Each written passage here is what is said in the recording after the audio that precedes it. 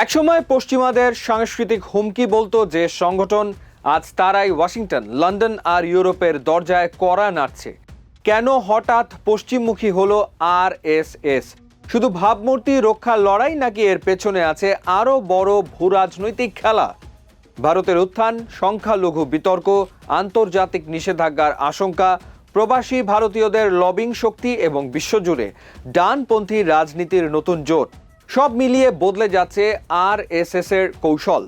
যে সংগঠন একসময় শুধু ভারতের ভেতরের শক্তি ছিল, এখন তারা বিশ্বমঞ্চে নিজেদের গ্রহণযোগ্যতা টিকিয়ে রাখার যুদ্ধে নেমেছে।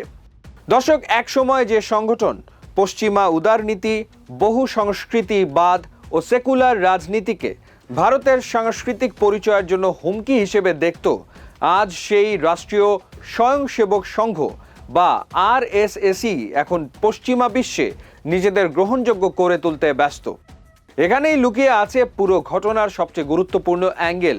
এটি শুধু একটি সংগঠনের ইমেজ সংকট নয়, বরং বিশ্ব রাজনীতির পরিবর্তিত বাস্তবতায় ডানপন্থী জাতীয়তাবাদী শক্তিগুলোর নতুন কৌশলের প্রতিফলন। আরএসএস